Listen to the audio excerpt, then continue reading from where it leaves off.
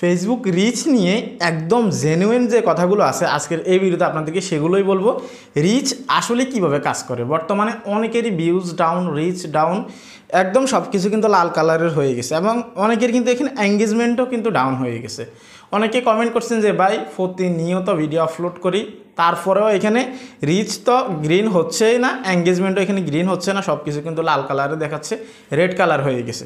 তো আসলে এখানে কয়েকটা বিষয় আছে যেগুলো আপনাদেরকে কেউ বলবে না। তো আজকের এই ভিডিওতে আপনাদেরকে ক্লিয়ার করব যে রিচ এঙ্গেজমেন্ট কিভাবে বাড়াবেন এবং কি এখানে লাল কালার আসার কারণটা কি, ফেসবুক রিচ এবং কি আপনার ভিউজ কিভাবে কাজ করে সেটাও কিন্তু আপনাদেরকে বোঝাবো।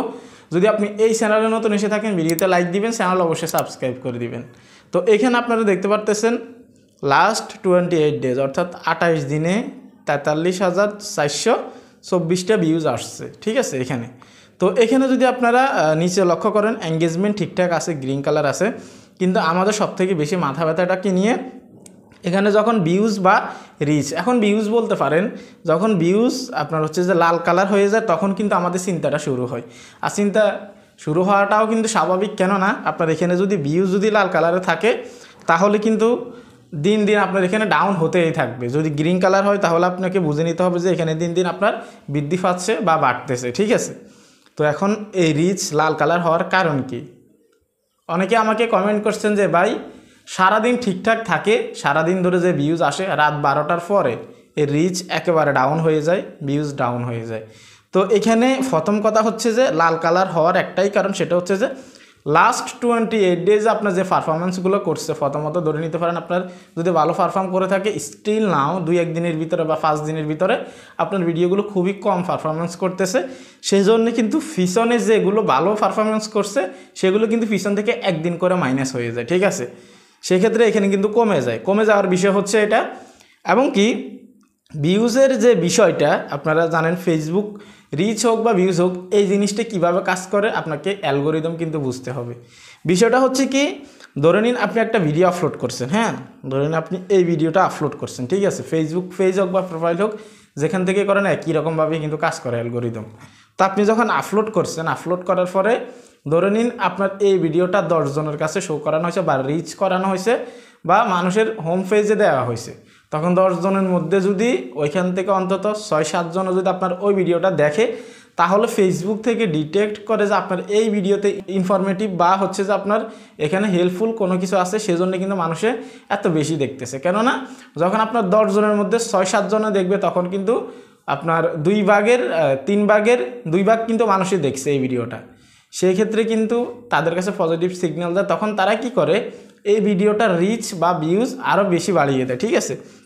তো যখন আপনার ভিডিওতে ইনফরমেটিভ কিছু থাকবে তখনই তারা ওই 10 জন থেকে এই ভিডিওর রিচটাকে কী করে দিবে, 20 জনের কাছে দিবে। ওই 20 জনের কাছে পাঠানোর পরে যখন আবার ওইখান থেকে 20 জনের থেকে আপনার 12-13 জন বা 14-15 জন যখন দেখবে, তখন তাদের কাছে আবার পজিটিভ সিগন্যাল যাবে, তখন তারা আবার রিচ দিবে বা এই ভিডিওতে ভিউজ দেওয়ার চেষ্টা করবে, তখন তারা এই ভিডিওটাকে আবার সাজেস্ট করবে, ঠিক আছে। মূলত ফেসবুক রিচ বা বর্তমান ভিউজ যেটা আসতেছে এটা কিন্তু এভাবেই কাজ করে, ঠিক আছে। এখানে এমনটা না যে আপনি ভিডিও আপলোড করলেই এখানে ভিউজ কাউন্ট হয়ে যাবে বা এখানে রিচ কাউন্ট হয়ে যাবে, ঠিক আছে। রিচ তো আমরা ভিতরে গেলে দেখতে পাই। তো এখানে বিষয়টা কিন্তু একদমই এরকম না। আপনারা অনেকে ভাবেন ভিডিও আপলোড করলে এখানে রিচ আসার কথা বা এখানে ভিউজ গ্রিন কালার থাকার কথা, কিন্তু এমনটা না। আপনার ভিডিওগুলো, আপনার যে ফটোগুলো আপনি আপলোড করতেছেন, এগুলোতে যদি ভালো পারফরমেন্স না করে, ভালো ভিউজ না আসে, সেক্ষেত্রে কিন্তু আপনার এখানে কখনো গ্রিন কালার দেখাবে না। যদি দিন দিন কমতে থাকে তখনই কিন্তু এখানে লাল কালারে দেখাবে এবং কি এখানে কিন্তু আপনার এখানে এই যে দেখতে পাচ্ছেন মাইনাস কিন্তু দেখাবে, ঠিক আছে। তো মূলত ফেসবুক রিচ বা ভিউজ হচ্ছে যে এভাবেই কাজ করে। যদি আপনারা এইটাকে বুঝতে পারেন, একদম জেনুইন যে কথাটা এটাই বললাম আপনাদেরকে, আপনারা অনেকেই বুঝতে পারেন না যে আসলে ফেসবুক রিচ কিভাবে কাজ করে। ফেসবুক রিচ কিন্তু এভাবে কাজ করে। সেজন্য আপনাকে কি করতে হবে, যেহেতু আপনি তো এখন বুঝলেন যে রিচ কিভাবে কাজ করে বা ভিউজ কিভাবে কাজ করে, তাহলে আপনাকে এখন কি করতে হবে, ভিডিওটা আপনাকে এমনভাবে তৈরি করতে হবে যেন মানুষ আপনার ভিডিওটার সাথে এঙ্গেজ থাকে বা আপনার ভিডিওটা শেষ পর্যন্ত দেখে। তাহলে বিষয়টা কি হবে, তাহলে বিষয়টা হবে কি, আপনার এই ভিডিওতে যখন ওয়াচ টাইম বেশি আসবে তখন কিন্তু ভিউজ অনেক বেশি আসবে। আর ভিউজ যদি একটু বেশি আসে তখন কিন্তু তারা এই ভিডিওটার রিচ অটোমেটিক্যালি দিয়ে দেয়। বা যেমন আপনার 100 জন মানুষকে বা 1000 মানুষকে সেট করে রাখে, তারা এক ক্লিকে 1000 মানুষের কাছে কিন্তু আপনার এই ভিডিওটাকে কিন্তু রিচ করিয়ে দেয়। হ্যাঁ, তো বিষয়টা হচ্ছে এরকম। তো সেই জন্য আপনাকে অবশ্যই কন্টেন্টে ফোকাস করতে হবে। এই রিচ বাড়ানোর জন্য আপনাকে কন্টেন্টে ফোকাস করতে হবে।